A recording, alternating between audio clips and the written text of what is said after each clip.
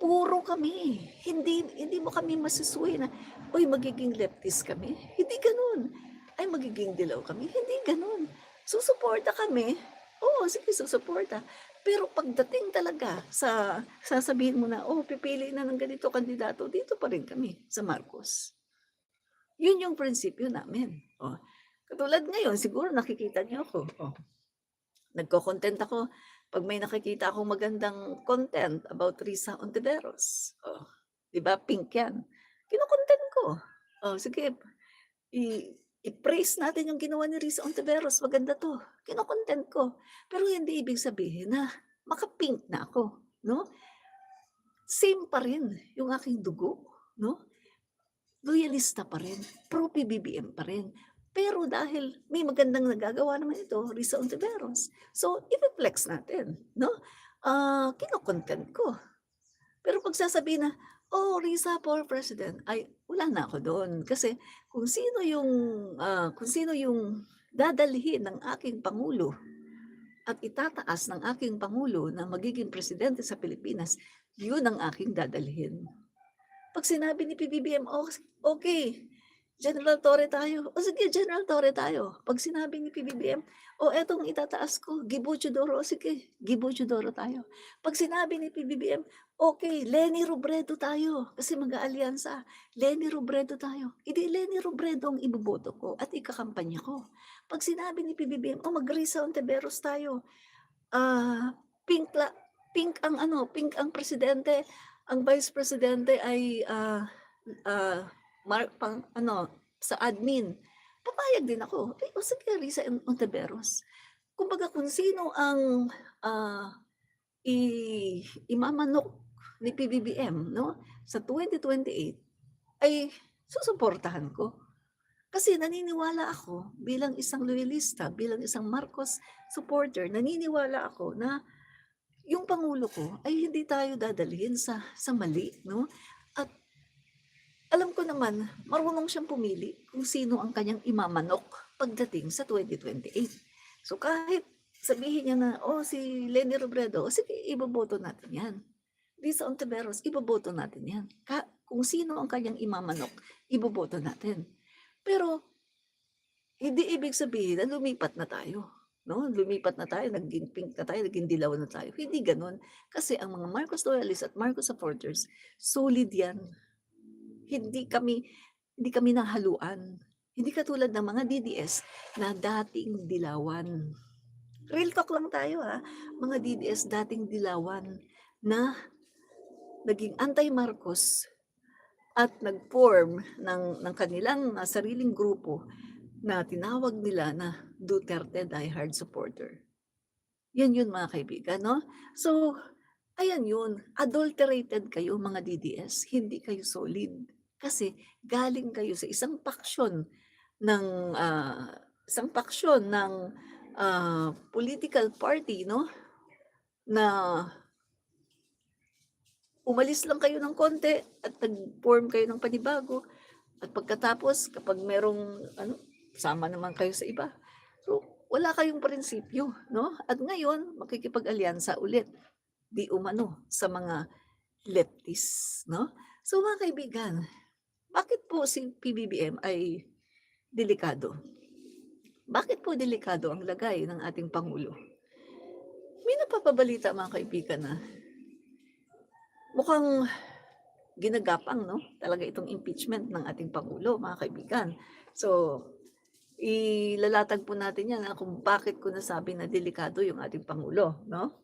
So ayan na nga, unang impeachment, bogus. Tapos merong second impeachment 'no, na yung nag-file ay itong mga Makabayan Black 'no, na ang sabi, hindi pa daw natanggap, hindi daw tinanggap ng Congress dahil daw, wala yung Secretary General 'no, si Cheloy Garapil.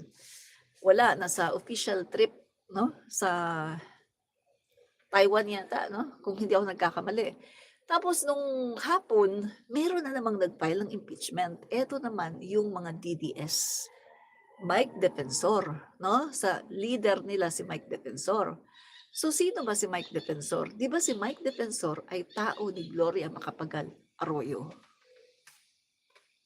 'di ba? So, hindi pa rin natanggap dahil wala nga si Cheloy Garapil. Pero eto kasi mga kaibigan, kung titignan natin, yung impeachment kasi kapag fina-file yan sa House of the Representative, ano nila yan, kumbaga yung kanilang ministerial work yan na dapat tatanggapin nila 'no? Kahit nandiyan yung, kahit wala yung Secretary General, dapat nire-receive man lang 'yan. Kasi yung opisina naman ng Secretary General ay hindi naman nawawala, nandun lang naman.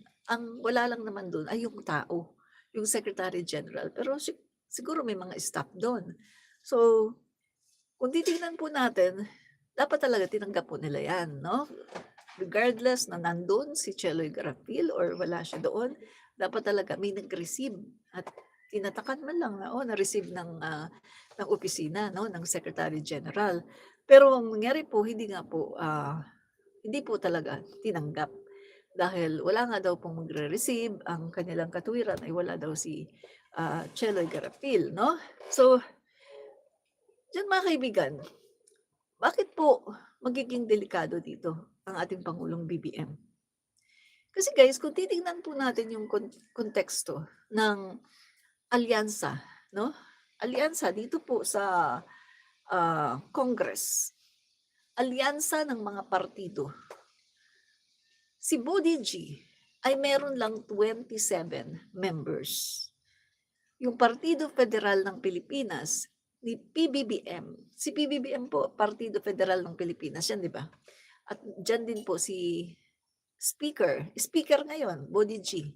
Meron lang po silang 27 members. Kung titingnan natin, minority 'yan, napakaliit ng 27 members.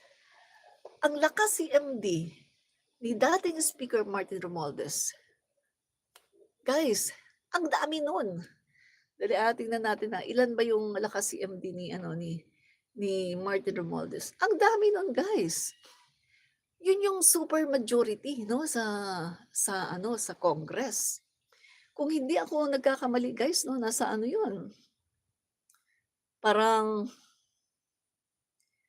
basta nasa 100 plus yun guys, 100 plus 'no, yung lakas CMD ni, dating Speaker Martin Romualdez. Marami yun guys. So ibig sabihin, yung numero na kay Martin Romualdez. Ang problema natin ngayon, wala na si Martin Romualdez, hindi na po siya speaker. Siya po ay isang, kongresista na lang, hindi na po siya speaker. Ngayon ang magiging problem natin ngayon, si Gloria Macapagal Arroyo. Bakit? Kasi puwede pong gamitin ni Gloria Macapagal Arroyo ang bilang ng lakas CMD. Puwede niyang gamitin 'yan. Puwede niyang gapangin yung mga miyembro ng lakas CMD na sila yung tinatawag na super majority sa Kongreso. Puwede niyang gawin 'yan. At kapag nangyari 'yan, 'di nasa kanila ang numero, magpa-prosper ang impeachment ng ating pangulo. O gets niyo? Kasi si Gloria Macapagal Arroyo po ay nasa lakas CMD rin. Eh, ngayon hindi hindi naman ito magamit ni Martin Romualdez dahil hindi na siya Speaker of the House. Tapos, ang inaasikaso ngayon ni dating Speaker Martin Romualdez siyempre yung pagsagot sa mga akusasyon laban sa kanya, 'di ba? So, hati po ngayon bukod bukod sa kanyang pag-focus 'no, sa kanyang trabaho kasi nakikita natin tuloy-tuloy ang trabaho ni dating Speaker Martin Romualdez. Nakikita natin yung pagde-deliver niya ng mga tulong at yung pagda-draft niya, pagpapasa ng mga batas tuloy-tuloy. So, dahil sa hindi na siya Speaker of the House, yung function niya ngayon, yung talagang i-focus niya yung kanyang trabaho 'no, as a congressman sa kanyang distrito at yung kanyang pagpapasa ng batas.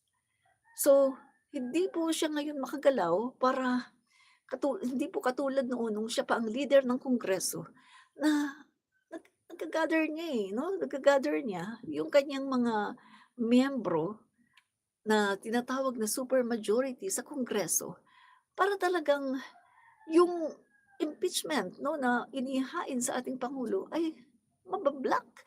Kaya nga po walang nangangahas noon na mag-file sa ating pangulo ng impeachment kasi sinasabi nila, bakit naman kami mag-a-attempt na mag-file, eh, alam naman namin na hindi naman yan gugulong. Kasi nga nandiyan si Martin Romualdez, siya po talaga yung depensa ng ating pangulo pagdating po sa Kongreso. Kaya wala pong makapag-file 'no ng impeachment laban sa ating pangulo. Kaya nga super galit na galit sila kay Martin Romualdez kasi ang aim talaga nila paalisin si Martin Romualdez para talagang ma-impeach na nila si PBBM at matanggal nila sa puwesto para si Sara ang maupo. At ito ngayon ang nilalakad nila mga kaibigan kasi tingnan niyo lumabas na, si Mike Arroyo. Mike Arroyo tao ni Gloria 'yan. Alam naman natin mga kaibigan, during the Hello Garci, alam niyo ba 'yun yung natatandaan niyo 'yan siguro, Hello Garci scandal. Sino ba ang tumulong noon kay Gloria para mawala yung ano ng tao sa kanya, yung, galit ng tao sa kanya para makalimutan ng tao, sino yung tumulong sa kanya? O 'di ba, si Mike Defensor yung naging, yung kumilos nun, yung kanyang propagandist, si Mike Defensor yun, mga kaibigan. At ngayon eto, si Mike Defensor ay lumalabas na. At eto makikipag-alyansa, di umano sa mga leftist para talagang puruhan ang ating Pangulong BBM para ma-impeach. So, mga kaibigan, alam naman natin papunta na tayo sa 2028 election at alam naman natin mga kaibigan na marami ngayon na mga kongresista ay nasasangkot sa anomalya ng flood control. At alam din naman natin mga kaibigan na ang nagiging option na lang nila ngayon ay si Sara Duterte.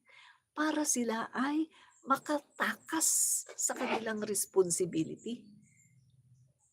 Guys, tulad na lang ni, ito Bong Revilla, lakas si MD 'yan, 'di ba? Lakas si MD 'yan, loyal din 'yan kay Gloria at, although nag-alyansa noon pero may pagka-DDS din 'yan dahil tinulungan siya noon 'no, ni dating Pangulong Duterte para sa kanyang kaso.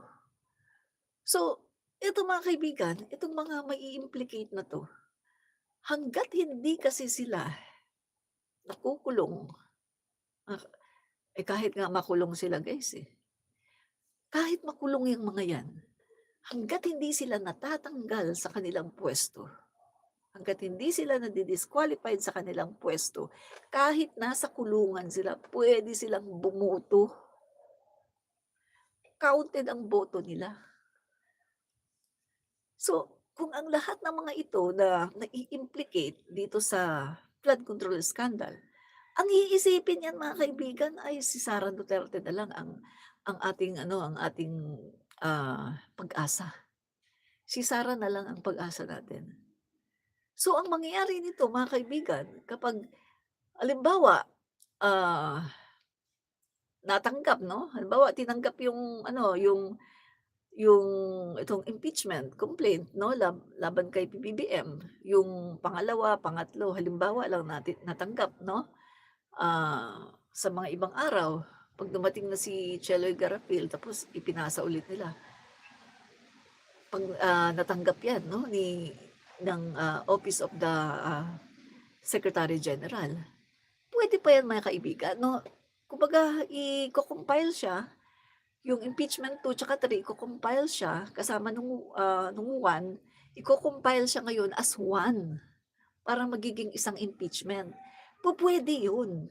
Kasi hangga't hindi nakakarating yung impeachment number 1 doon sa Office of the, ano yun, Committee on Justice, hangga't hindi nakakarating sa Committee on Justice yung impeachment number 1 ay may pag-asa pa yung impeachment number 2 at saka 3, may pag-asa pa sila mga kaibigan na i-ano mo, ime-merge mo siya, ipagsasama mo siya, yung number 1, number 2, number 3, ipagsasama mo siya para maging isang impeachment.